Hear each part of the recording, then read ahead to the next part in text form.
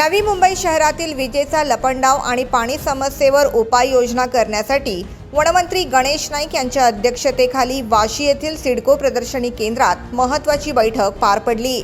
या बैठकीमध्ये वनमंत्री गणेश नाईक यांनी महावितरणाच्या अधिकाऱ्यांना नवी मुंबईतील वीज पुरवठा सुरळीत करण्याचे निर्देश देतानाच पालिका अधिकाऱ्यांना पाणी चोरांचा शोध घेण्याचे आदेश दिले।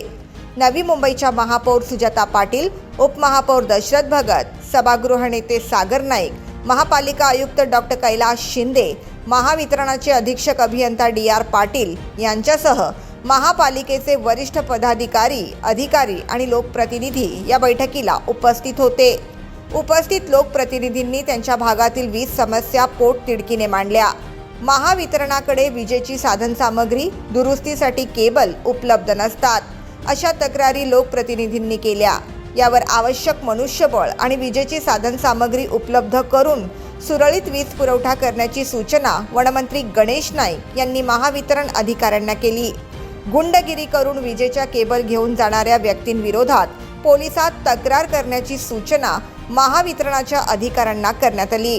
MSEBचे अधीक्षक अभियंता श्री DR पाटील त्यांच्या सहकाऱ्यांसह ते आले होते। त्यांनी त्यांच्या अडचणी सांगितल्या आणि त्यांना ज्या अडचणी होत्या त्या दूर होऊ लागलेल्या आहेत। किंबहुना मी त्यांना आमच्या दिघा परिसरातले नगरसेवक, ऐरोलीचे नगरसेवक, घनसोलीचे नगरसेवक, कोपर खेरणा बनकोडे, इकडचे तुर्बे, वाशी, सानपाडा, नेरूल, सिवूड, CBD या सर्व नगरसेवकांचे टेलिफोन नंबर, नावं देऊन ते त्यांना आमंत्रित करतील आणि त्यांच्याशी चर्चा करतील। आणि मला विश्वास आहे की ज्या पद्धतीनं लोकांनी या ठिकाणी आले, म्हणजे काही लोकांनी बोलले नाहीत म्हणून याच्यावर त्यांना काय बोलता येत नाही असं नाही आहे, परंतु शिस्तबद्ध पद्धतीनं आज मीटिंग झाली आणि त्याच्यातून आउटपुट निघेल असा माझा विश्वास। मी त्यांना सांगितलेलं की ह्या बाबतीमध्ये तुम्हाला जर फंड्सची गरज असेल तर तुम्ही ती कळवा आणि मग माननीय मुख्यमंत्री या खात्याचे मंत्री आहेत। माननीय मुख्यमंत्री सर्वच राज्याच्या लोकांकरता त्यांची भूमिका सकारात्मक आहे, परंतु नवी मुंबई हे शहर आहे की ज्या शहरामध्ये विजेची चोरी होत नाही, ज्या शहरामध्ये विजेची चोरी होत नाही अशा शहराकरता निश्चितपणे सकारात्मक भूमिका घेण्याचं शासनाने ठरवलेलं आहे आणि त्यामध्ये नवी मुंबई शहर एक क्रमांकाचं आहे। आणि माझा विश्वास आहे की आता ह्या अडीअडचणी आल्या, इतक्या मोठ्या प्रमाणामध्ये नगरसेवकांनी, कार्यकर्ते आणि तुम्ही पत्रकार बांधवांनी सुद्धा याचे गांभीर्य त्या ठिकाणी आणून दिलेलं आहे।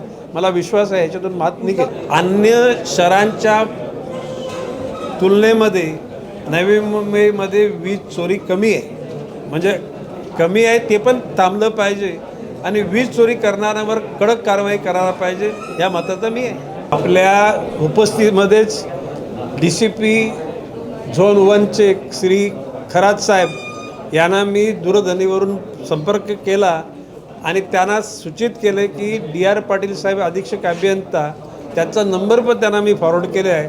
यांचा फोन आल्यानंतर किंवा त्यांच्या अधिकाऱ्यांचा आल्यानंतर तातडीनं त्या ठिकाणी या चोरांवर कारवाई करायची आणि त्यांना जेलमध्ये टाकायची आणि त्यांनी ते कबूल केलेले।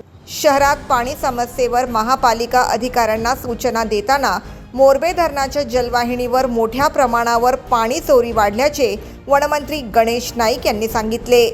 स्काडा प्रणालीतून पाणी चोरांचा शोध घेऊन पाणी चोरी थांबवण्याचे निर्देश त्यांनी दिले। बारवी धरणातून नवी मुंबईला देय असलेला 25 MLD पाण्याचा साठा अद्याप मिळालेला नाही, तो लवकरात लवकर मिळवण्यासाठी महापालिकेच्या अधिकाऱ्यांनी पाणी पुरवठा करण्याचे निर्देश देखील वनमंत्री गणेश नाईक यांनी बैठकीत दिले। माझ्या माहितीप्रमाणे मोरबे धरणामधून जी पाण्याची पाईपलाईन आपल्या शहरात येते, कोणत्या ठिकाणी प्रेशर ड्रॉप होते हे समजण्याकरता स्काडा लावणं गरजेचं आणि स्काडा लवकर लावला जाईल। मधल्या प्रशासकीय कालखंडात आणि त्याच्यापूर्वीच्या कालखंडामध्ये काही अतिशय चॅम्पियन असलेल्या आयुक्त लोकांनी महासभेची परवानगी न घेता काही शहरांना वाढून पाणी दिलेलं आहे आणि काही लोकांनी चोरून घेतलेलं आहे। आता त्याचा निश्चितपणे पाठपुरावा करून त्या चोरी करणाऱ्या लोकांना शोधून काढावं। आता त्याचबरोबर बारवी धरणाचं 25 MLD पाणी ते 62 लोक परमनंट झाले, परंतु बारवी धरणाचं ते 25 मिनिटी पाणी मिळालं नाही. ही माझी नापसंती माननीय मुख्यमंत्र्यांच्याकडे मी टाकल्यानंतर माननीय मुख्यमंत्री महोदयांनी तातडीनं बैठक लावली आणि कर्जत तालुक्यामध्ये जी 2 धरणं तयार होतात त्याच्यातले 500 MLD पाणी नवी मुंबईकरता बुक झालेलं आहे. आता 15 तारखेपर्यंत पाऊस होईल आणि त्याच्यानंतर हा पाण्याचा प्रश्न सुटेल.